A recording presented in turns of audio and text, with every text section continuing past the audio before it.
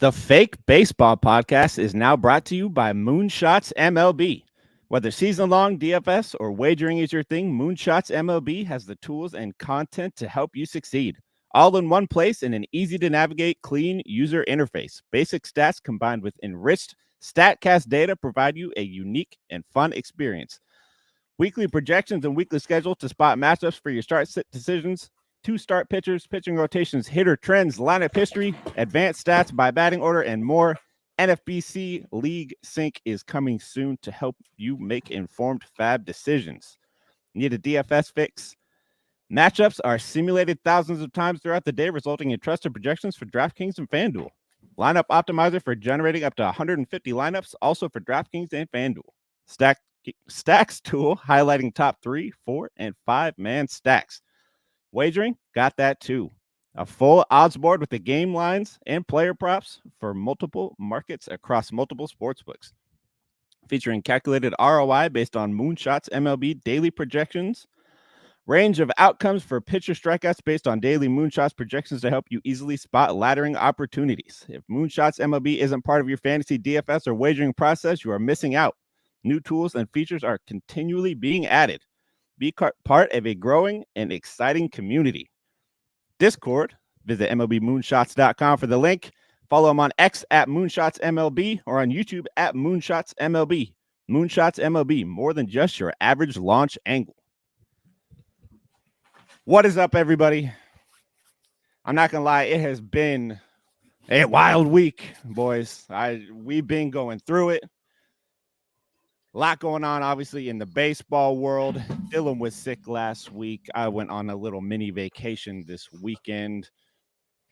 It's been a week, but we are back, and baseball is here, man, and I cannot be happier. First of all, Dylan, how are you feeling today, my dude? Way better. I feel I was in bed all of last week, so it feels good to be back up on my feet again. I could talk somewhat normally. I sound back to my normal self. I was all congested and whatnot, but yeah, no, feeling great, doing a lot better now. That's what I like to hear. That's what I like to hear. Being sick sucks, especially like right when baseball starts. It's just like a combination of not good things. For sure. I was at the beach this weekend, so like the complete opposite of you. Went clamming. Was out there with your dad. Oh, nice. Steph. We got a total of 5 clams in like 2 days, which is just awesome when that happens. They tasted great, though. But, yeah, I mean, we got to get into it, though.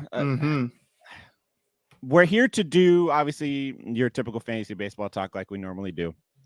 I am actively trying to get back into the flow of things. It's been a week since we did an episode. I got to get it right here.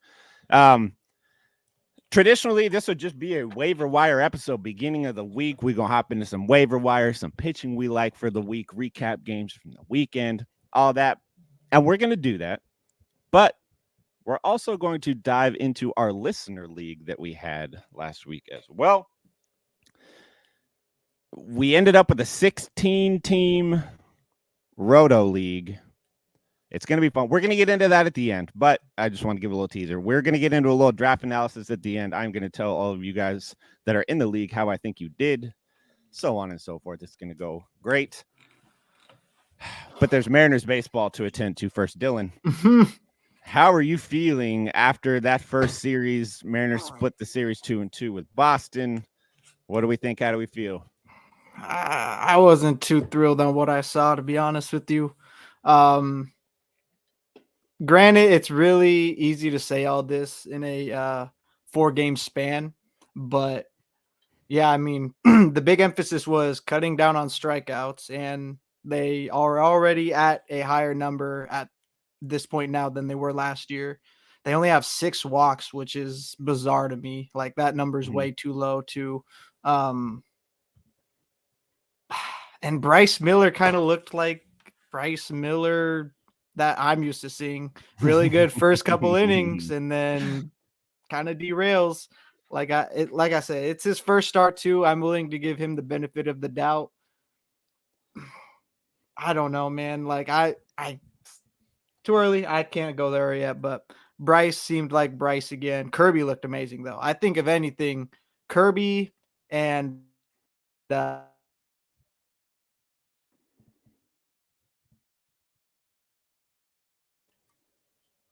Oh, did I cut out?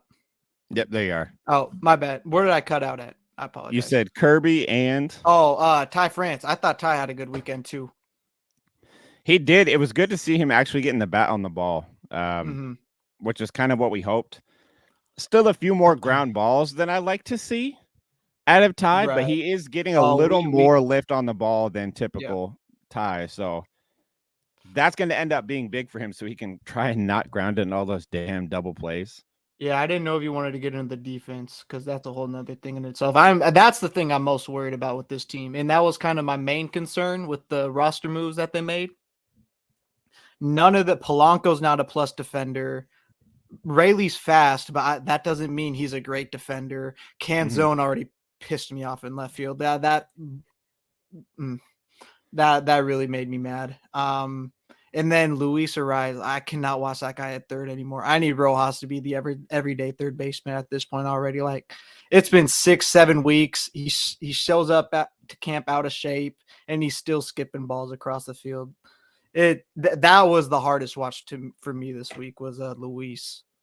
Yeah, I think Luis Urias' days might be numbered in Seattle. It doesn't even matter how his bat does. A lot of it has to do with that shoulder. Like, you can't have a bum shoulder and play third base. You need to be able to get the ball across the diamond. And if, like, with a bum shoulder, you just can't, which makes things a lot more difficult. And he doesn't even really have the bat to make up for the defense. So, yeah. Oh, and how's Gino doing, by the way? How's Gino doing? Great. Just hit a dinger, I believe. Which Great. We hate to see. The Arizona Seattle Mariner Diamondbacks, essentially what they got going over there. They're playing pretty damn well. Go figure. I'm a little less worried just because there's always that little bit of a hangover coming from playing in the warm weather in Arizona. Coming to Seattle, we have the marine layer that everybody likes to talk about now. That's a real thing out here. The weather this weekend was okay. Wasn't bad. It wasn't terrible. A little chilly. There was one night it was pretty cold. It's nice today though. Yeah, which is cool. I'm a little less worried. I do think a lot of people underestimated just how good Boston's rotation is. Now, maybe they're not quite as good as we saw this weekend, but they're legitimately good. Like, they hired Kyle Bodie from That's what I was just about to mention. How long has he been with them? This season. This is his first year. That makes sense. He said he had been offered positions in the past and he always turned them down. Okay. But Boston gave him the opportunity he was looking for, and they had exactly what he wanted if he was ever going to go do this. And that makes sense. Yeah, I think I saw they threw like 55 total four-seam fastballs in the four-game series. Everything's cutters, sliders, and sliders. Yeah, which is huge. Cutters, honestly, everybody's talking about the splitter so much. That's been the big thing this offseason. I think cutters might be some of the best pitches in baseball just because they're devastating to both-handed pitchers. Like if you're going righty on righty and you got a cutter, you can use it as like a little bit harder slider down and away, those sorts of things. Righty on lefty, you can just get it under their hands and jam them. Like it just knows how to run off the barrel. It's hard for the hitters to get a good piece of it and get it on the sweet spot. And we talk about Driveline all the time as something that players go to in the off season and just get better because of the training regimens and programs that they have there. And the Red Sox took it a step further and literally just hired the guy that created Driveline to work as he's a special pitching assistant or something like that. His official title. Office guy. That's the type of move that you make. And I mean, Garrett Whitlock looked great. Cutter Crawford looked great. Brian Bayo looked great. Everybody just looked great all around. And so as much as a lot of people are kind of pointing the finger at the Mariners, as like, what the hell were they doing? On the other hand, you kind of got to point at Boston and just kind of be like, I mean, they just got better. It happened. Yeah. It happened. But the Mariners still came away with 2. which was cool. I You like can never seeing be Mariners. mad with the split to open up, but yeah, there was, I think, there was plenty to be concerned with, I would say. I think probably the craziest thing I saw though was that Polanco foul ball yesterday. Yeah, that was unlucky. That I don't thing know if they was showed that on like a canned. national broadcast or anything, That thing was but canned. on the local broadcast, they showed that if in normal weather conditions, Polanco's nasty hard hit ball that he had that went like just foul in your typical weather scenario, that would have been a home run by a mile. Mm-hmm. But the wind pushed the ball 14 feet to the right, which made it go foul. He looked So, a little bit unlucky confused for running him. second too. Yeah, I don't know. Looked a little confused. What up, Sam? What up, Sam? I see you. You're part of the video now. Yeah. But anyways, moving on. I figure if you guys don't know, I do the weekly waiver wire article for Fantasy Pros. I did it all last season. I am back again, doing it again this season. I'm also doing the weekly planner, but I'm not going to lie to you guys. I had a scheduling conflict, which had me unable to put it out for week 1, which is just it was wonderful week last week. So that's starting up this week. So my weekly waiver wire article is out for Fantasy Bros. You can check that out at fantasypros.com or on my socials. I tweet out all of my writing. So I just want to cover quickly a couple guys off that I do like for this week. For those of you in daily leagues, if you're in weekly leagues, everything's locked up. Shit happens. Article comes out on Sundays, though, so it gives you guys plenty of time for your fab and all that. One guy that I like, we preached about him in the offseason. We preached about him during the draft. We preached about him after the draft. It's Parker Meadows. Mm-hmm. The only place he's owned in like more than 50% of leagues is CBS. Everywhere else, he's owned in under 50% of leagues. He is the Tigers' leadoff hitter against right-handers. His batting average hasn't looked that great this year, and I think that is why he is still on some waiver wires right now. But he's flashed the speed. He just hit a triple this weekend, which is great. That Tigers lineup is actually pretty good. They're scoring some runs. 3-0. Yeah. Okay. Spencer Torkelson, Riley Green hitting behind him, which is always nice. Now, on the flip side of things, against lefties, he does bat 9th. So take that how you want. But Parker Meadows does a lot of things that you look for in a great waiver wire pickup. I drafted him in Tout Wars. He's been my starting outfielder in Tout Wars.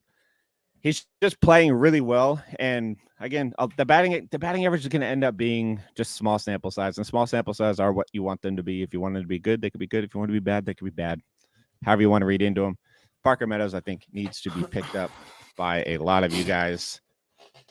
And one more that I want to touch on, and then I'm going to ask you about your fab this weekend. But one more I want to touch on because I just wrote about him in back-to-back articles that just clicked in my head that I did that.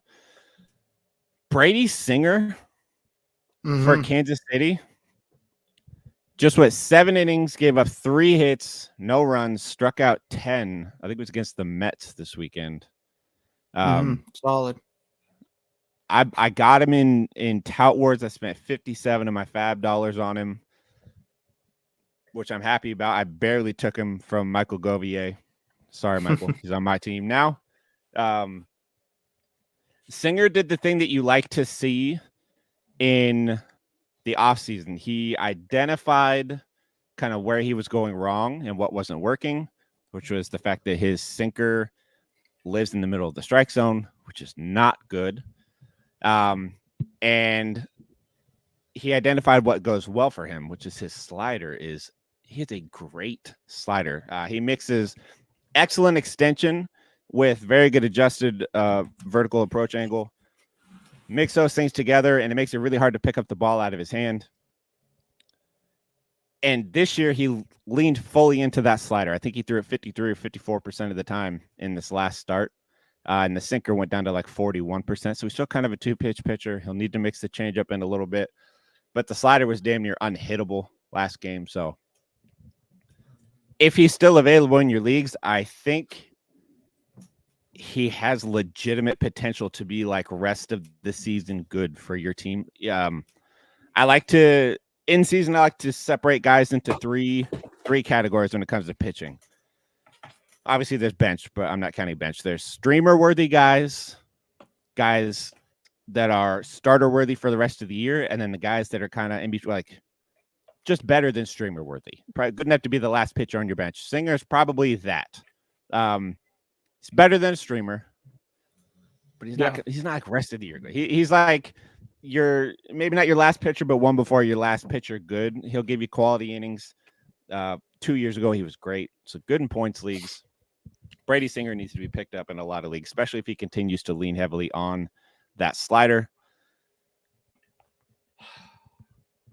But Fab did run this weekend in TGFBI.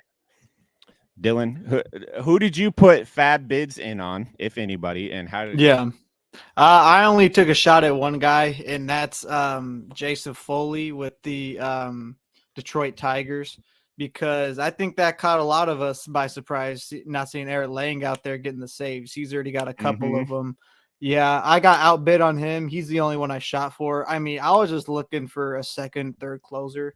That's all I was really looking for. I whiffed. I should have bid more, I guess. Hindsight's 2020. I'm not really freaking out too much, though. Like, it is what it is. That's all I put it in on this weekend, though. I feel it. I went for Foley as well, and I think I got him in 0 of my leagues. Woohoo! I barely got outbid for him by Michael Govier. So I guess what goes around comes around. I took Singer. He took Foley from me. I think I got by like $50 or something. I only went for him in Tout Wars, though, which Tout Wars is a head-to-head points league where you have to start 2 relievers.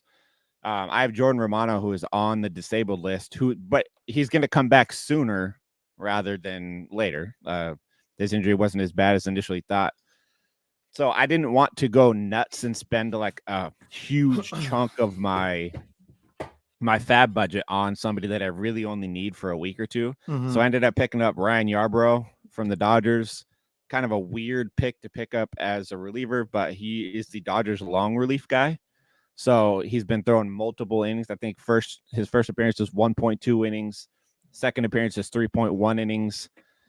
And it's a points league. So obviously points are you get a point per inning pitched, which is great. So I got him for $2, so I'll take that. I did miss out on Foley. I think Foley went for 17 is all. He went for 160 in mine. That was Tout Wars. In my TGFBI league, I think he went for about that too. He went for like 200, something like that. He went for a ton. And then I also won in Tout Wars. I won Connor Joe of the Pittsburgh Pirates. Right? Yeah. Yeah. He's an interesting one because he's not going to blow you away when you look at his numbers, but in the points league setting, I love Connor Joe. He's only really leading off right now because the Pirates have faced like 5 straight lefties to start the year, which is weird. That doesn't ever happen. So he's probably going to bat farther down, like maybe 7-8 in the lineup as the year goes on against righties. But great contact, great ideal contact rate, which I love to see. Ideal plate appearance rate, excellent. And he's a good extra base hit total bases guy, which again in a points league, if you guys play in points leagues, that cannot be overstated. Give me total bases over home runs all day long. 40 home runs is cool, but give me somebody that's going to hit 20 home runs and 45 doubles. I'll take that all day long in a points league. Yeah. And Connor Joe maybe like 15 home run upside, but he has 40 double potential, especially if he keeps leading off. He's already got 3 or 4 this year. So, yeah, I love me some Connor Joe this year. If he's still available, which he could be. I have a few leagues he didn't even get picked up in. So, if he's still available and you're in a points league, for example, I think Connor Joe is a great person for you to add to the squad. And I did miss on our boy Haniger. I tried to get him. I missed out on him. He looked really good, too. I got to give Hanny his flowers. That's a good call out, too. Yeah, I think Haniger has legitimate Just gotta stay fantasy healthy. He baseball looked appeal real this year good. now. We were unsure. Yeah. That's the thing, that the health is going to be an issue. But man, he has Hopefully such a not. sweet right-handed swing, man. Such a sweet right-handed swing. And it seems like the team is dead set on letting him, like, he's gonna play. He's not sitting, he's not getting platooned, he's not anything. He's playing. He's the starting right fielder for the Seattle Mariners. Oh, what It's probably pretty cemented too with Canzone sucking. So what about leapfrogging back to that? What about Garver? We haven't really heard much about him since he's gotten hurt. I like Garver. He's back in the lineup Is he? today. Okay, I missed Yep, that. he's back today. So I don't know what the hell was going on with him before. I don't. Cool. All right. Well, never like mind. that, Disregard. Yeah, I like that. Yeah. As you're listening to this, Mitch Garver is playing baseball. Okay. Yeah. I mean, maybe like 2 hours, but yeah. DH. So he's back. DH in 5 word. And then you mentioned Bryce Miller. I want to touch back on that too. The article that I just wrote for Pitcher List. I am lucky enough to have gotten my own weekly article for Pitcher List this year for the entirety of the season. I haven't told anybody about it before until this moment, so y'all are getting a sneak peek. It is my own article. It's not something that they created that they needed a writer to fill that spot for. It is called the Fantasy Baseball Points League Paradise.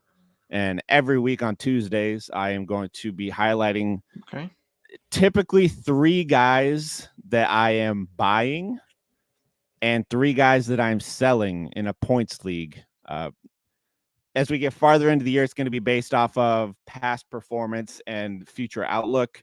Right now, it's kind of based off of off-season research, spring training numbers, and their small sample size from the beginning of the year. But that is what I have coming out. It's going to be coming out on Tuesdays at Pitcher List. Make sure you check that out. But Bryce Miller is in my sell section for that for points leagues. He did not have a pitch that he threw in that last game that had an average exit velocity against of less than 90 miles an hour. I think his slider had an average exit velocity of 100 miles an hour against it. A splitter did look good, though. The splitter looked great. 6 whiffs on 10 pitches is amazing. But the problem is everything he threw got absolutely tattooed. Yeah. And in a points league, especially when it is key for quality starts, we've preached that since the offseason. Quality starts in a points league are key. You get that 6 innings, you get that 3 or less earned runs, puts them in a position to win. Bryce Miller doesn't traditionally have the ability to make it through 6 innings as it is. And we hyped that splitter up so much this offseason, which is cool. But if he's going to get hit that hard, he's never going to pitch 6 innings. So you're now trying to start in a points league a pitcher that's not even going to be quality start eligible to begin with. So then you're relying on the Mariners to score enough runs in 5 innings to make him win eligible. And then that bullpen, the shoddy bullpen to close it out. If you have Bryce Miller in a points league, you need to try and trade him. Whether you want to try and wait one more start to see if he bounces back and then move him or what, Bryce Miller needs to be traded off of your roster. I promise you he does. Don't let that splitter fool you into thinking he could be a good points league player. Trade him while you can get some value for him, because it is going to get very bad before it even starts to get kind of good for Bryce Miller this year. You just cannot give up that much hard contact, especially the Red Sox have an okay lineup. They don't have a lineup that just hits They're fast this year. They're really fast. Yeah, they're fast, which is awesome. I love seeing Tyler O'Neill play well, former Mariner. But I mean, they really only have Tyler O'Neill, Rafael Devers, Casas can get into one. Casas, like the 3 of them are like the 3 guys that can get into one. And somehow he had 5 pitches with an average exit velocity above 90 miles an hour against. Crazy. Avoid Bryce Miller. That was very long-winded. What up, Ted? I'm passionate about it. What up, Ted? Check your DMs, homie. But I think this is the time when we get into the listener league. Yeah. One quick question about one more guy. Nolan Jones really struggling to get out the gate, and I also Mhm. thought he also has 4 errors in the outfield too. Yeah. Did you see the one today on the Christopher No. Morel line drive to left Okay, field? I saw he had a little league home run today. Was that Nolan messing it Yeah, all up out? I didn't see the literally. highlight. I just saw the caption. I mean, Morel stroked it. I'll give him that. Like he hit it pretty damn hard out there, but it literally Nolan Jones just bent down to field the ground ball and it went under his glove and Mhm. rolled all the way to the left field Had just wall. 4 errors through like 3 or 4 games in the outfield is wild to me. Yeah, that shouldn't happen. No. It should not happen, especially No. Colorado sucks as it is. So, like, their good Tough guys got team to right try and now. be good. Yeah. Oh, okay. All right, Wait, I'm who? ready. Hold on, let me see. Who took Nolan Jones in the listener league? Let's see what's up right now. Who took Nolan Jones? That's like one I of think he the went pretty early. yeah. Nolan Arenado, Nolan Jones, Boys of Zimmer. I'm not gonna lie. I don't. Hold on. Let me see. Let me see who's who, because this just tells me team names, and I love that y'all changed Yeah. your team names. That's amazing. But I don't know who's. I'm using my little keypad thing on my laptop. I'm on the app real quick. There we go. Boys of Zimmer drafted Nolan Jones 4th overall. They have a good team. When we get to it, they have a great team. And I do think Nolan Jones is going to bounce back, but Tough out the gate. very tough at the gate. First one, we might as well start off though. Andres had the first overall pick in the draft. Again, it is a 16-team Roto League. It's weekly. It was free to join for the listeners of the podcast. So shout out to you guys. I'm going to be honest. We filled this listener league so fast. I was not expecting that. So I really did appreciate that from you guys. Me and Dylan are going to be buying a sweet trophy from Trophy Smack that we will get engraved with the league's name on it. And every year, whoever wins, we will get it engraved with their name and shipped out to them so they can display it for the following season. It's going to be cool. It's going to be fun. The league may even expand year over year. It can be set up to expand to even more teams, yada, yada, yada, so on. We'll see how that goes. Andres is somebody that worked with me over at SGPN. I actually hired him when I was the baseball editor over there. Great dude, really good writer, knows his baseball stuff. He took Acuna right out of the gate. And then 3 of the next 4 picks were pitchers. He grabbed Pablo Lopez, Max Fried, Alexis Diaz as his closer number 1. Dylan, is there anything with his team that stands out? Because I'm not gonna lie, I really like his team. I think it's a pretty well-rounded team there. For sure. Anytime you get to, start it off with the Cunha, you're, filling up a lot. I like the Giloff pick, even though another guy tough out the gate. I think he'll end up being just fine. Let's see here. Jock Peterson, he's off to a really good start. You got him in the 23rd. Not bad at all. Brian Reynolds, one of my boys. I'll never hate on him. Yeah, I like it. I like it. Yeah, and he's had, like, just looking at some of these guys, they've had some early season success. He took Frankie Montas in the 19th round. Frankie had a great first start. He took Jesse Winker in the 27th. As much as we don't like Jesse Winker, Winker has started pretty good for Washington this year. I think he just came out of the game hurt today, but he started pretty good. So that's a great 27th round pick. And the one I want to highlight, he took Victor Scott in the 11th round. The dude that went for, I think he went for like $380 on yesterday in Fab in my TGFBI league. Andres took him in the 11th round of this draft. What great foresight to take Victor Scott right there, especially in a Roto league. That's going to be huge. So Andres, excellent team. Should we let's give him let's rate him out of 100. Out of 100, all right. Out of 100, Andres, I'm gonna give you good pitching depth. That's why I like the pitching a lot. That plays. I think I'm gonna give you a 92 out of 100. I like that team a lot. I think Andres 92 out of 100. I like that a lot. I can stamp that. And then moving on. Not a lot of hate. You like that? Okay. Next, after After that would be Prestige Same Worldwide, deal. which, yeah, who's your favorite pick for Prestige Worldwide for this year? I'm trying to get the names up of the league of the teams right Yeah. now. He's got a Matthew. What up, Matthew? I knew that was you. I wanted to double check. I Matthew, think he went Bobby Witt too. yeah. Zach Wheeler. Michael Harris is off to a real nice start. Justin Steele, hate to see it, probably down for a month. Mhm. Logan Gilbert. Snuck Garrett Cole. We'll see. I don't know. Okay, he does have the MLB average leader picked in round 20. Do you know who that is? Do you know who Our that is? sweet Prince. Bro, I was looking Senior through Jared Kelenic. Oh my god, he's hitting like 540 coming into today. Yeah, I think he got another hit again today too. Look at that, bro. He's the first name you see. 545, Jared Kelenic. Oh, yeah, and Ted Oh, pointed out he's got goodness. Lourdes Gurriel too. mm-hmm. He's killing right Okay. there. But yeah, I saw something that showed Yeah, right Kelenic over. his swing adjustment with Seattle. He was dropping his hands when that pitch would come in. Whatever Atlanta did, they got him to stop dropping his goddamn hands. And wouldn't you know it, he can get to a ball. Mm. It's crazy. The one thing I want to say about Matthew's draft, so he went Bobby Witt Jr. first, and then his next 7 of his next 9 picks were pitchers. Yeah. 10 of his next 12, if you want to go down a little farther. 10 of his next 12. Now, I see what he did. He got a little unlucky, but I see what he did. He's trying to win those pitching categories.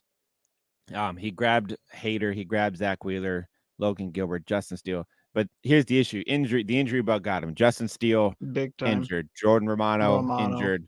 Cole. He drafted Cole, who was already injured, which he'll come back. He'll be okay. But then Josh Lowe, he drafted, hitter, injured. It's tough to have one of your top 4 hitters already injured, and then your next hitter is Eloy, who's also injured. That's tough. Shocker. And he's got Brian Wu, who's injured. He's struggling a little bit, but I honestly think from round 14 down, I think Matthew nailed his draft. Mm-hmm. Yeah, it looks pretty. And I don't think he didn't nail it before too. that. I think just the injury bugs kind of mess with it a little bit. Yeah, but that's a good sneaky late pick too. So if I was grading this based off of how he did right when the draft ended, I might give him I'd give him an 85. I think like right when the draft ended, I'd probably give him an 85. If you mix the injuries in there now, man, Matthew, you're probably at probably to 79. You're gonna have to make some moves to come back. DJ LeMahieu also hurt too. I love the late James Wood pick a lot. Joey Meneses has been doing well. Random Joey Meneses fact: he hit the hardest hit ball of his career already this year, and he has a very high average exit velocity, but his launch angle is terrible, and his average exit velocity on fly balls is only 78 miles an hour. So somehow he has like 100 mile an hour average exit velocity for the entire season, and a 78 mile an hour average exit velocity on fly balls. Horrible. Moving on. Put some Pepio in your Stepio. That is our boy Chad, who was not here in the live chat. Chad. You should have been here, my boy. He is very confident in his drafting ability, and I'm going to be honest, he had a great draft. Yeah, I don't have anything to hate on with Chad's draft. No, it's very solid. Very, very, very few holes he left. Yeah, he did a really good job mixing it. Like he got your solidified, high upside young guys with Julio, Adley, Grayson Rodriguez. He snuck in some really high floor, like Garrett Crochet in Joe Ryan. 20th. I think Joe Ryan has a higher floor than people give him credit for. Zach Garrett start, but Bobby's good. Bobby will be okay. And you go down a little farther. He took Ted's boy Kyle Harrison, and The one interesting one for me is Bo Naylor. Bo Naylor he didn't start the first 2 games of the year for Cleveland, which is weird. Fry started the game, so I don't know how I feel about that. Is there anybody on Chad's roster that stands out to you? I like Garrett Crochet from in the 20th round. Hold on, I got my Chancellor snoring over here. Let me try and calm him down. I got a bulldog in the background for y'all that don't know, and he's just once he goes out, he gets real loud. So give me a minute. Let me move him real quick. But I like Garrett Crochet in the 20th. That's a great pick. Chancellor, the third member of the podcast. He is always here, always sleeping, always snoring. He's a big old chunky boy too. I will tell you guys that Chancellor is a big old bulldog, but he's so nice. Big guy. All right. Next draft. Do we want to cover ours? We can cover ours like very quickly because the people want to hear about theirs. I don't think they're very worried about ours. Your draft sucked. Dude, no, like my pitching has not shown up at all, but I by far have the best offense to start. Like the numbers show, at least I'm killing it with every offensive category so far. Like I'm 15 or 16 in each one. Like I'm killing it. Your team legitimately is good. Mookie in the first, Adolis in the third, O'Neill Cruz in the fourth. Arenado, I'm a little worried about Arenado, but Spencer Steer has looked great. Big Dumpy we got on there. Nolan Gorman. Even Will Benson in the 17th. He's also in my article. Yeah, that's a good one. Our pitcher list. Yeah, I'm excited. Love that one. Brandon Marsh at the end of the draft too. Love wrapping around to get Brandon Marsh. That's a great pick. I like your team overall. Well, I think I ended up dropping him. Yeah. Your pitching will come around though. You'll be good. Your pitching will come around. Yeah. My team has been very average. I think I'm in 7th right now after like 4 or 5 days. It was an okay draft for me. Spencer Strider, which is cool, is my first Spencer Strider share of the year. And then I got Vladdy Altuve. Freddie Peralta pitched a gem of a game in the first. It looked good. I took your boy Lane Thomas because I couldn't let you get Lane Thomas. The only other ones I like, if you guys listen to the podcast, which if you're listening to this is a listener league, so you know. I tried to take as many of my guys as I could, but it's also tough to try and take your guys in a league with you guys who listen to us talk about who we like so much. But I got a few of them. Michael Garcia, I got in there. Jake Fraley, I've taken a bunch of this year. Max Meyer, who's got an amazing last name. Zach Littell, I got in the 23rd round. Was not expecting that. The one that I am most excited about, though, so Christian Javier in the 10th round, I think is going to be the steal of a lot of people's drafts because he was really good in 2022. And then last year, he just couldn't get the ball over the plate last year.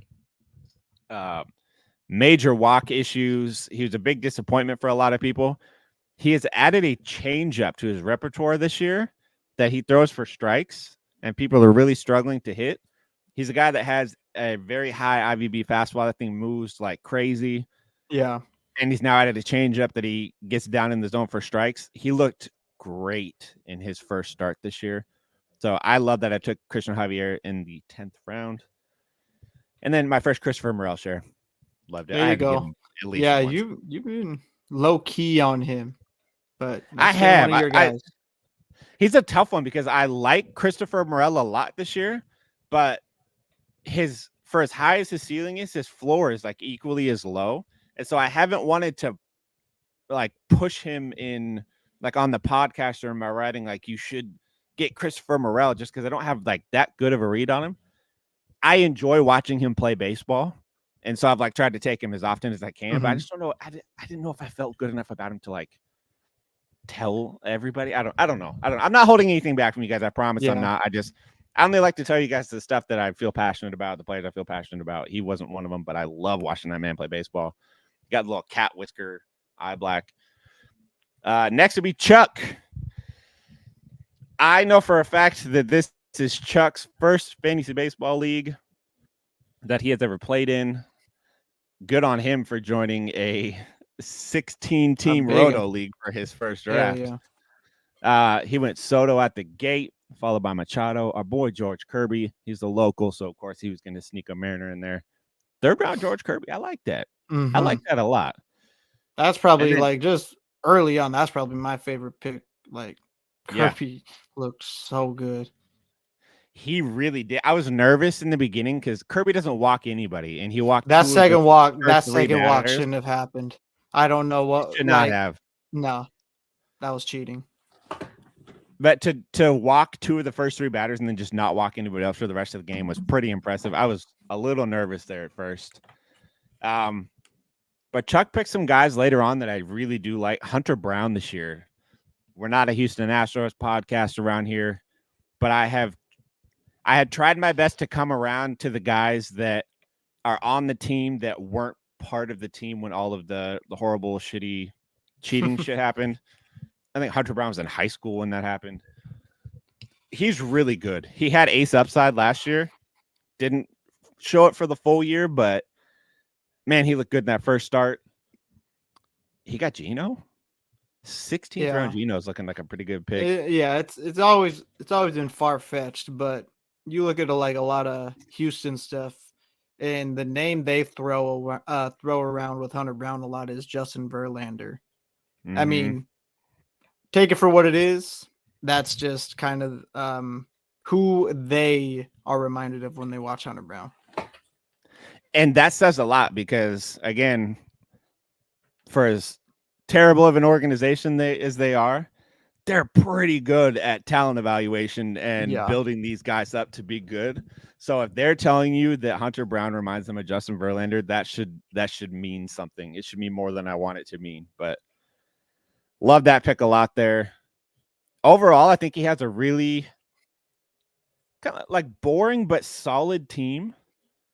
Right. Considering it's your first, you're probably just worried about it being solid more than anything else. And that's what was done. Mission accomplished. Yeah. I mean, he like Jose Abreu, Juno Suarez, Andrew McCutchen, Carlos Santana, Michael Wacha. Like, not like the flashiest names, but I apologize to you if you ever see this, you probably never will. But the dude that has won like the most money in NFBC history, he showed one of his draft boards this year, which I guess he never does, but he showed one. It was the most boring draft I've ever seen. And I'm not hating on it at all because obviously the man knows what he's doing. He's won tens of thousands of dollars playing fantasy baseball. But he had Jose Abreu. I think he had Andrew Benintendi. He had Andrew Vaughn. He had Alex Verdugo. Like he had like these very boring players that you don't typically think of like, that's an exciting pick. But obviously that works over the course of a full season. So I'm getting kind of the same vibe from Chuck. I'd give him an 85 as well. And I'm going to tell you guys right now, if I think you had a bad draft, I'm going to give you a bad draft grade. This ain't some shit sweet, everybody gets a good draft grade thing. I'm not here to butter anybody up. I think he had a good all-around draft. I'm just waiting until we get to Ted's team.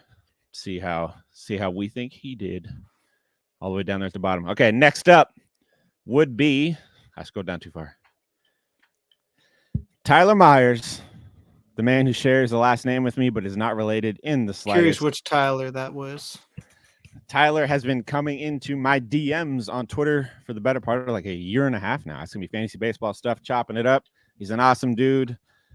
He is in this league. I know he traditionally plays points leagues, but we here, baby. You got to adjust to the times in the draft. He may have had one of my favorite all-around drafts of anybody in this league. It just keeps going. Yeah.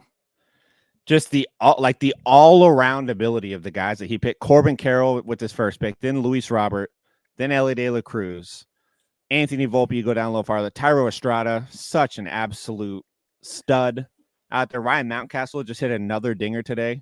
The dude's awesome. He's on my Tout Wars team. I got him for like $1, which I'm happy about. Just an all-around good team. And then he mixes in Framber Valdez, Raisel Iglesias for Atlanta's great closer, followed by Helsley and Fairbanks. So he's going to be tough to beat in saves. He just has a great all-around team, man. Yeah, I don't have a whole lot more to. I mean, he took JD Davis in the 27th. I just told everybody in the waiver wire article that they should go pick up JD Davis because he's looking great. And nobody's going to take any at bats from him. So, That's a good team. Where's he at right now? This is Tyler's terrific team. He's 9th right now. He's 9th. 9th. That'll come around though. Yeah, That'll come around though. I agree. He drafted Junior Caminero, which that quad injury for Junior Caminero did not look great. That he Ryan was Bayo, limping France, like they look crazy. good this week, and I like it. And even got Garrett Whitlock in the 23rd round, who just diced the Mariners up. So that's a great team. Ah, man, Tyler, I got to give him a 95. Bam. 95 for Tyler's team. I literally have no complaints about your team. It's just good all around. I love it. Next up on the list would be Kevin. I know you're hating that Bailey Ober pick right now, but I promise you things will get better. Bailey Ober is not that bad of a pitcher. Granted, that was a horrible start. It's also on the coaching staff for leaving him in for that long to begin with. Never let your pitcher give up that many runs. But overall, he still had a good team. Man, Jackson Holiday. I'm sorry about the Holiday pick. That's gotta be happening soon. It's gotta be. He's like 6 for 9 in the minors so far. There's no reason I won't be too worried about that. But I mean, at the top of the draft, Kyle Tucker, Pete Alonso, Bo Bichette, Edwin Diaz, Bobby Miller. Bobby Miller looks like he could win a Cy Young this year. That was his first starter in the 5th round. Great pick right there. Nick Pivetta, we just talked about Boston's pitching staff this year. All of Boston pitching on the up. Get him. Yep. And I love that he took Kevin Ginkel in the 19th. He took Kevin Ginkel, I think, before Sewald was hurt. So some great foresight there too. That's just a good team all around for Kevin. I think we don't got a lot of scrubs in here, Blake. It's gonna be a tough one. It is. Everybody knows what they're doing. I like it, but it can get a little tricky sometimes in like a 16-team league. I mean, shit, we drafted 432 people in this draft, so like it was deep.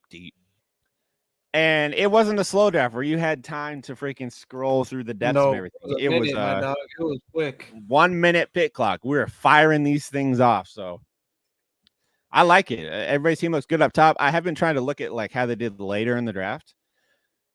I think Kevin did good. TJ Friedel is going to be back this year. That's a great 20th round pick because he was going considerably before the injury. Tanner Houck, Boston pitcher. Brendan Rodgers, Colorado second baseman, the 23rd round, 360th pick. I don't love him, but a Colorado lineup guy, I like it. It's a good pick. I thought I let my cat out. My cat's just chilling by the door. All right. And then after that, we move on to Boys of Zimmer, which I'm not going to lie, you hid your team name. So we're just going to call you Boys of Zimmer, or you hid your real name. So just going to call you Boys of Zimmer. A real steady Eddie team here. We've talked about them a little, teams of that nature. A lot of guys that we've talked about. Mm-hmm. I mean, he went right out of the gate. Freeman, for his hitters, Freeman, Seager, Nolan Jones, Castellanos, Teoscar in the 8th, which is paid off in this type of league, and Luis Arraez, and Kerry Carpenter. Love Kerry Carpenter. And then you pick Skubal, Eflin, Michael King, Shota. Dude. Shota Imanaga has looked crazy today. He looked real good today, yeah. So at the top, great team. Candelario, slow start, but doing well. Jackson Merrill in the 16th round. He's played well for the Padres. Later on, Davis Schneider just hit a home run. That's a great pick there. Robert Stevenson's probably going to end up the closer in LA at some point. And took Scherzer late too. Well, Scherzer's going to come back, so that'll be a good one as well. So I like that team all around. Starling Marte's off to a good start too, right? I believe so. Yeah. So just a good all around. Yeah, and you got Marte 216th overall in the 14th round. Just a good all around team right there. And then grade. I'd give it 87. I think 87. That's a pretty good team. Like it's not blowing me away, but it doesn't suck. Like, it's a good team. I'd give it an 87. And then Michael, Pete Rose's interpreter. I'm going to try not to look at the top. He started out with Tatis, Devers, Gossman, Horner, Bogarts, and then he took Jackson Chourio at number 87 in the 6th round. I love that pick. That kid has looked so good to start out. Led off in his first game of the year. We had talked about Chourio a little bit prior to that. A lot of upside there. And then later in the draft, Skeens and DeLauder. Oh, I see what he did. He went for some of the young guys with the upside to try and capitalize on that. So against Skeens and DeLauder later. The stasher. I love it. Eric Fetty with his last pick, 27 overall. He just had he went 4 innings, struck out 7. I think he gave up 2 or 3 runs. Not, like nothing crazy, but like good start. I think he just won like the KBO MVP last year or something like that. So pretty good. It's an okay team. I mean, it's not blowing me away. The mid rounds kind of aren't doing it for me as much. Yeah, Nimmo, Pena, Lowe, Moreno, Edmund, Estevez, Brian De La Cruz, Casey Mize. I'm not the biggest fan of that stretch. Again, that's like pick 200 to 300 right there. It's a tough range. Do what you can do. I give him. I think I'd give it 83.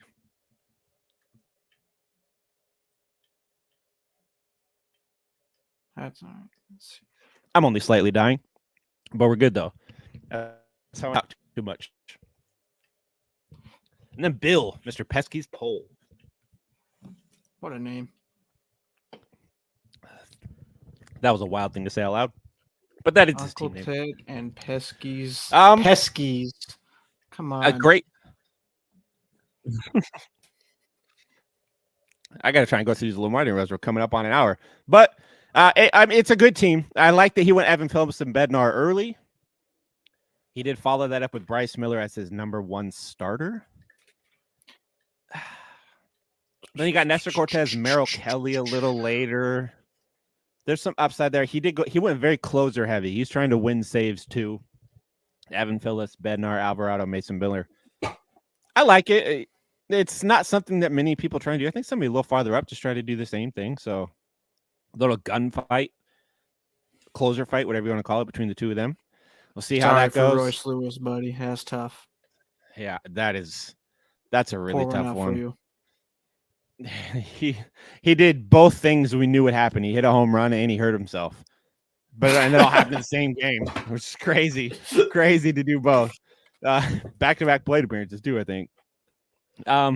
His later round picks aren't that bad. I love Rizzo in the 18th, Garver in the 16th. Love those. Brenton Doyle in the 26th. Great pick there. He's been kind of a waiver wire darling right now, so you already got him rostered. Love that. The kind of polarizing one is Joe Boyle. I'm on the side of I'm not a Joe Boyle fan because I think he has like an 18% walk rate or something nuts. He just doesn't know where he's throwing the ball. Very Matt Brash-esque. Crazy stuff plus numbers, but he could close his eyes and be just as accurate when he pitches as he is with his eyes open. So I don't know how that's going to play. It's going to be electric, but it's going to be electrically good or electrically bad. I guess for the 24th round, 374th overall, the upside's there. Like, so it pick-wise, it's not terrible. I'm just not a giant Joe Boyle fan. What are you giving this team out of 100, Dylan? Pesky's poll. Yeah, it's just I don't know if I would want to prioritize saves even over my first starter. I have a tough time with that. Let me see middle rounds here. I like the Merrill Kelly pick. I do like that. Your pitching's solid, but I do got concerns with the offense. Yeah, I'm probably right around that 80-85 range if you want to get more specific for me, but I'm probably around that. Look at 83. I think it's pretty. 83 is pretty solid. When Lewis comes back, it's going to be good. You just got to wait for Lewis to come back whenever that happens. And Evan Carter just stole his first base today, so that'll help. Next, after that, I don't know why I keep closing out of the Fantasy Baseball app on my phone. That's how I'm seeing the names associated with these. Dylan, the other Dylan. You are awesome, dude. He told me that I'm his favorite baseball writer, which is awesome. Shout out you, Dylan. You're the Good man name. for that. What a name. I know you love points leagues. You love my points league content. So be on the lookout for that article that I don't think you're in the live, but I think you listened to it afterwards. So I got a weekly points league article out, baby. Like, we're doing it. It's out now. It's all the points league content you could ever want. It's going to be in there. He had one hell of a draft. I'll give him that. Judge, Riley, Glasnow, Yelich, Duvall, Luzardo, CES right out the gate. Estieri, Ruiz in the ninth. I giggle at that one. In the ass. Man. That's crazy. Like, Why do you think that is? A 16-team roto. Why did he get I don't know. down? They had been platooning him a bit at the end of last year, and then he didn't even start first game of the year this year. He got platooned then, but sending him down is weird because he's like 3 for 7 in his last 2 games. Stole a base. He's been okay. They suck as a team, and he's been okay. Yeah. So that's a weird one. I don't know. I don't know. That's a bummer. Like, typically we don't advocate drafting Estieri Ruiz, but in like a 16-team roto league, I get why you took him. The stolen base upside there is crazy. I mean, you got almost a spitting mirror image of him, maybe even better with Duran at the next pick, though. So you kind of make up for it. I like that one even probably more than Ruiz at the, I probably would have liked that pick at the time of it happening too. Yeah. And the fact that he was still there 9 picks later to come back around, that's a really good pick. He took Parker Meadows. He announced it in the draft right before he did. I knew exactly who he was going to take. But shout out him. I wrote an article for Fantasy Bro, back in November. That was my sleepers for the upcoming season back in November, and Parker Meadows was on that list, and he read that all the way back in November and drafted Parker Meadows and told me about it, and I knew he was going to take him before me here. He took Senga. I don't know how I feel about drafting Senga. I'm still worried, but then he followed it up with Campusano, who we've been talking about Campusano on this podcast. We're not surprised with the success he started out this year with. He's just great at the plate. Very patient. He got some sneaky power. Love that pick there. Taking John Birdie too. What a pick. What are the chances? You didn't know he's getting traded to the Yankees when that happened, but he took him in the 23rd round. Insider knowledge, baby. Hell yeah. And he rounded it off with Rowdy at the end, who hit a dinger yesterday. So Dylan, I'm going to give this Dylan. Yeah. I'm going to give him an 80. I'm going to give him an 89. Yeah, I like this team. The top half is really good. Really good. I like this team a lot. And then Anthony, this man's been listening to my podcast stuff for a long time too. He started out with Ohtani, and then Burns, Abrams, Jazz Chisholm, who just hit a grand salami yesterday. With the shadow. Attaboy. Schwarbs, Will Smith, the $100 million man, Bassett, Stott, Ozuna. This is a pretty good team overall. Jake Berger in the 12th round, I don't think he has a ball that he's hit that went less than 95 miles an hour yet. He's tearing the absolute cover off the ball. I love Gavin Stone in the 14th. He looked great yesterday for the Dodgers. The end of the draft is it's not my favorite end of the draft. It's not terrible. Like, he's got some guys when they come back from injury, they could be pretty good, but same type of deal as the last team. Really, really strong or first half, I think. CJ Abrams, that's a really good start too. We'll see if he I think I'd give him it. But yeah. I'd give him like an 84. We got a cat issue over there, I think I'm hearing. So 84, that probably sounds about right. I like the Bassett pick too. Let's see here. Jake Berger, like he said, hitting baseballs hard. Taj Bradley, I still hold faith on. Anybody associated with Tampa Bay, like, I have faith in their starters. They know what they're doing with those guys. I think that, if anything, as a late round pick, Taj Bradley's the one to keep an eye on. I do. And Taylor McGill. A lot of people have been talking about him too. Yeah, it's just a good team all around. Did we give him? I don't remember now. Did we give him a draft 84? 84. I like it. I'm sticking with that. 84. Not a bad draft, Anthony. I like that. And then Andrew's cool team. What a name. I don't know if that was the one that I already made for you or not, but you got to keep that for the rest of the year. Cool name. Same kind of thing. Hit a good beginning of the draft. I like it. a little boring, but not terrible. I'm here for it. I like his middle of the draft, though. Like from round 12, Brian Hayes, Jose Leclerc, Tyler O'Neill, Luis Rengifo, Kikuchi, and then Nelson Velasquez has sneaky power. I like that pick a lot. Dane Dunning in the 22nd round. As I am talking right now, Dane Dunning was twirling a gem.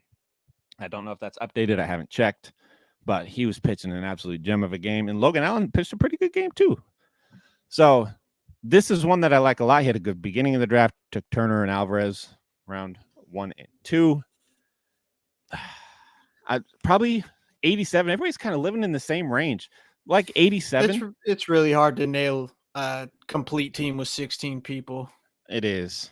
So, but you're gonna have some voids. Jonah Heim in the 19th round too. That's a good. I can't believe he fell to the 19th. That's crazy. We should make it a 2-catcher league next year instead of just a 1-catcher league. It's not a keeper league, so we could do that because we make the rules around here. And then next on the list, there's only 2 left. We got one more, and then we got Uncle Ted. First is Better Call Soler, which is Jacob. Right there. This is a good team, dude. Yeah, I mean, he took the shot on Matt McClain, but okay, if that would have hit, this might be the closest to 100 that we could go. That and Noelvi.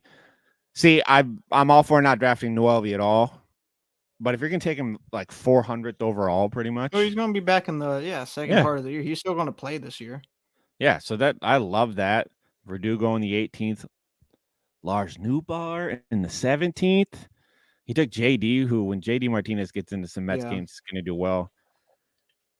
And I have something to say about Dalton Varsho. We did our do not draft episode. Dalton Varsho was like the number 1 do not draft guy. That was before spring training. Dalton Varsho did something this offseason to where he went from somebody that made some of the worst zone contact in baseball to in spring training, his zone contact rate was like 92% or something like that. I don't know what he did. All of a sudden, he's making good contact, and he stole like 6 bases in spring training as well. I kind of like him this year. I got to see how it plays out. I like him just based off of that because that was his big thing. Like, he's good, but he can't hit the broadside of a barn. And now all of a sudden, if he can, he was already a 25-20 guy. So who knows now at this point? 133 to open up the year. So typical Varsho. All right, we're back. And we're back. And he took Alvarez a couple picks before that. He bookended Salvi and that top half again as strong as any. Very strong, and I like the bottom half as well. Jordan Lawler, unlucky. He got hurt. I've drafted him in a few leagues. Love him. Took Kopech in the 21st. I think that's a great pick too. Detmers threw maybe the pitch of the year over the weekend. That slider that was going to hit Cedric Mullins in the face and then drop back into the zone for a strike. That was nuts. Man, I got to give this I think I got to give it a 96. I love this draft. I was about to say that's a 90-some right there. Yeah, that's a good draft right there. Jacob, you killed it, my man. That's literally in a 16-team league. That's how you draft right there. Shit. Let's go, Ted. Attaboy Ted. Uncle Tedman. Safe to say best for last? I think so. Like, this is, for as good as we said the other ones are, this is a good draft. If you have ever been he's leading the way for a reason, man. That's crazy. Yeah, I mean, he's number 1 in the league right now. If you've ever been in one of our lives, you've seen Ted talk about don't draft pitching, draft hitting. You know what the funny thing about that? Like, he actually has the best. He has, I don't know, like he's probably right around right around the middle of the pack as far as his bats go. But he has the best pitching numbers so far. Like, not even close. Yeah. The best pitching numbers. It's insane. Ted said 100% fantasy pros gave my team a 19 out of 100. You know what? They don't know what they're talking about. Okay, so Ted's pitching that if you want the secret sauce for how Uncle Ted drafts, he didn't take a starting pitcher until the 12th round. He took Cutter Crawford. His pitching that he drafted was Cutter Crawford, Joel Payamps, Griffin Jacks, great pick, Braxton Garrett, Jack Flaherty, the man who could throw 97 now, love it, Jordan Hicks. I like that one. Reliever turned starter, who I stayed away from just because I didn't know if it could work. It fucking works. Jordan Hicks is really good. He got Jared Jones. I was going to take Jared Jones in the next round, and he beat me to him. Jared Jones had 22 whiffs in 5 innings in his first game this year. 5 innings, 10 strikeouts, 22 whiffs. No other starting pitcher had more whiffs in a single game so far this year. The Pittsburgh Pirates are on something there. Then he took Bowden Francis. He took the boy Emerson Hancock, who is starting tonight. Yes, sir. Michael Soroka, who sucks, so that one was a miss. I can talk shit about that one. That one's a miss. All right, he failed it. Way to go, Ted. Ronel Blanco, Keaton Wynn. Keaton Wynn's a good pick. And then Michael Lorenzen. Lorenzen, he's not back yet, right? He's going to be back. I don't think he's pitching yet. I think he's going to be back. Correct me if I'm wrong, but that's a good team. And then right out of the gate from the top, he went Simeon, Lindor, Langford, Bregman, Casas, Yandy Diaz, Ketel Marte, Yainer Diaz, Chas McCormick, Young Ho Lee, Ceddanne Rafaela, and then he's sprinkled in Henry Davis, Harold Ramirez, who also sucks. Ted, I'm not gonna lie. This is a good draft. I like this. If you're going to wait on pitching, he did it the right way. You did it the right way. You have to take some home run swings kind of with these guys later, and you have to pray that they pan out, which typically doesn't happen. But, I mean, with the hitting that you had early, you don't even need these guys to be great. You don't need Jared Jones to get 22 whiffs in 5 innings of work. You don't need that. You just need your pitchers to be average at best at that point, and then your hitting carries you for the rest of the year. Up. Yeah. This is my favorite draft. I know I just said the last one was my favorite draft. Ted, I'm going to give you a 98. I can't give you 100 because Harold Ramirez is one of your first hitters, and he's not doing so hot. So I'll ding you a little bit for that. I'll give you a 98. I love this draft. I think it's going to play out well. Pick, man. As the days go by, that if you have him on your team, it just keeps on getting better and better, it seems like. Yeah, he's Masataka Yoshida with power. That can actually hit the ball hard, and he plays at a field he's got some speed too. Yeah, he's got doubles alley out there or triples alley, whatever triples they call alley. It. Yep. So he can make things happen out there. Ketel Marte, good second baseman. I fucking love Yandy. He's one of my favorite baseball players in general, Yandy Diaz. So that's a great pick there too. Yeah, Ted, great draft, 98 overall for your team. Everybody I think did well. Some of you guys are going to need to fish the waiver wire quite a bit. We did make it a weekly league, which makes it a little tougher to do the waiver wire, which I just found out because I tried to pick somebody up. Our league runs through this coming week, or the week that we're currently in. So I don't even get to. I had a Michael Taylor. I don't even get him until next week. Yeah, it's going to be a very fun league. I don't know what we can do throughout the year. We're going to keep doing some things to spice it up, maybe some giveaways, those sorts of things. We're going to keep it fun. We're going to do updates. Probably once a week, we'll check in with the league on here. We'll give you guys updates, who picked up who, how everybody's looking in the standings, who's been moving the most. It's going to be fun and interactive throughout the year, which is what we wanted. And again, thank you guys for filling this up so fast. I did not expect it to fill that fast. I thought it was going to take like a couple weeks. Another thing, 2024, the show Matt Waldron is. I'm down to play with some of y'all. Just hit me in the DMs, and I can shoot you the gamer tag, and we can run some of the show too. Oh, yeah. Oh, okay. I'm so glad you said that because that leads me into everything else that we have upcoming. I put a tweet out this morning, if you guys saw it, that alluded to some things that we have coming. So now that we're on now that we got an episode running, I can tell you guys. So Uncle Ted is the man. He has been working on graphics for us for the podcast, and I mean just the brand in general. So we are in the process of doing a full rebrand. The name's going to stay the same, but all of our graphics, logos, everything is going to be completely redone. because again, Ted, you are the man. Thank you very much for helping us out with graphics.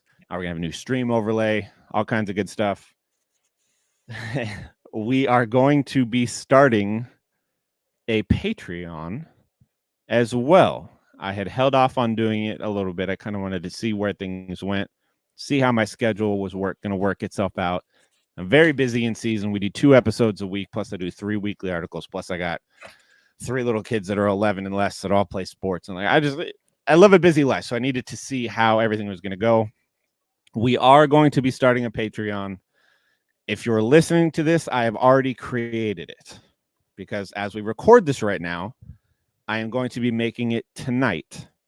I'm not going to put it out there for the world to find yet until we got a little bit of stuff on there. Like we need something. Like I want it to look good before we pump it out there to the world.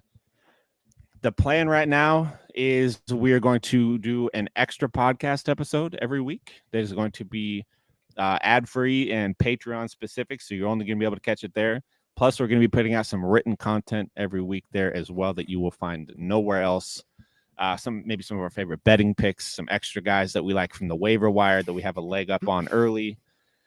There's going to be a lot of content on there that will be exclusive to there and only there. So I think the plan is just $5 a month for the Patreon. Make it cheap. Something fun for you guys to check out, and you can help us out on the back end. Make a little money and fund all of this stuff that we pay for to put this podcast on. But other than that, make sure you guys follow us on all of our socials at Fake Baseball, everywhere at Fake Baseball Pod on YouTube.